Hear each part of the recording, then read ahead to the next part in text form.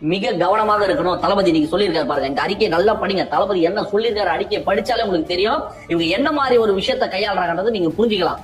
இதற்கு அடுத்து ரொம்ப ரொம்ப முக்கியமான விஷயமா நான் எதை பாக்குறேன்னா, இந்த எஸ்ஐஆர் மேட்டர், இந்த சார் மேட்டர்ல வந்து இந்த திமுகவின் நிர்வாகிகள் வந்து பூத் லெவல்ல இருக்கக்கூடிய திமுக நிர்வாகிகள் வந்து உட்கார வச்சு அவங்க வந்து அதை சரி பார்க்கிற வேலையை வந்து அவங்க பண்ணிக்கிட்டு இருக்காங்க. ஏங்க யாருக்கு அந்த வேலையை பார்க்கணும்? பூத் லெவல் ஆபீசர் தான் அந்த வேலையை பார்க்கணும். பிஎல்ஓன்னு சொல்லுவாங்க. அந்த பூத் லெவல் ஆபீசர் தான் வார்டு வார்டா வந்து அதை சரி செய்யணும். இவங்க யார்? திமுக நிர்வாகிகள் வந்து உட்கார்ந்து வந்து இல்ல உனக்கு இருக்கு உனக்கு இல்லன்னு சொல்றது இவங்க யார் அந்த வேலையை கொடுத்தாங்க?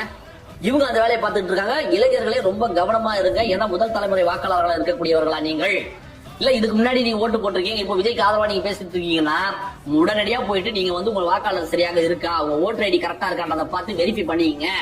ஏன்னா இப்ப இவங்க வந்து என்ன பண்ணுவாங்கன்னா, முதல் தலைமுறை வாக்காளர்கள் ஓட்டு இவ்வளவு இருக்கு, இது எப்படி நமக்கு வராது, இது விஜய்க்கு ஆதரவா போகக்கூடிய ஓட்டு, ஏதாச்சும் ஒண்ணு பண்ணி முடிச்சு விட்டலான்ற ஒரு சதி திட்டம் திட்டம் வாய்ப்புகள் இருக்கா இல்லையா? அதை நம்ம அதுக்கு வாய்ப்பு கொடுக்கணுமா?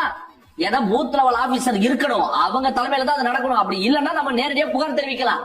புரியுதுங்களா? இவங்க வந்து அந்த வேலையை பார்த்துட்டு இருக்காங்க. பல வீடியோக்கள் வந்துட்டு இருக்கு. உங்களுக்கு யார் அந்த வேலையை கொடுத்தாங்கன்னு கேட்டா அவங்க என்ன பார்த்து சொன்னாங்க, அது போயிட்டு வரேன்னு சொல்லியிருக்காங்க, சாப்பிட போயிருக்காங்க, கதை அழுதுகிட்டு இருக்காங்க. இவங்க ரொம்ப கவனமா இருங்க. வாக்குகள் வந்து திருடு போறதுக்கான வாய்ப்புகள் இருக்கு. உடனடியா நீங்க போயிட்டு அதை சரி பண்ணிக்கிட்டு நம்ம தளபதிக்கு ரொம்ப ரொம்ப கவனமா நம்ம வாக்கு செலுத்தணும். ஏன்னா இவங்க எந்தெந்த மாதிரியான சனி வேலைகள் செய்யறதுக்கும் தயங்க மாட்டார்கள். இப்ப பொங்கல் வந்துருச்சுல, இப்போ பீகார்ல பாத்தீங்கன்னா எலெக்ஷன் போயிட்டு இருக்கு. நேரடியா அவங்க வங்கி கணக்குலயே வந்து ஒரு 10,000 போற ஸ்கீமை வந்து இவங்க எலெக்ஷனுக்கு முன்னாடியே அறிவிச்சிட்டாங்க.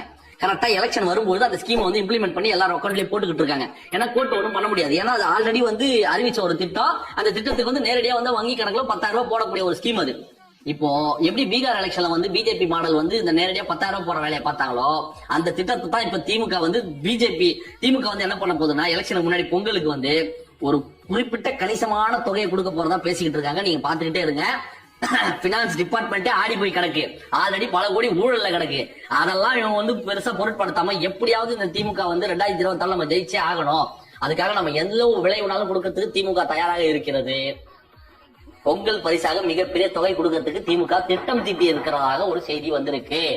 ரொம்ப கவனமாக இருங்கள், விழிப்பாக இருங்கள். இந்த சேலை கரும்பு சக்கரை பணத்தை கொடுத்து நம்ம வாக்குகளை வாங்கும் வேலையை இந்த திமுக செய்கிறது.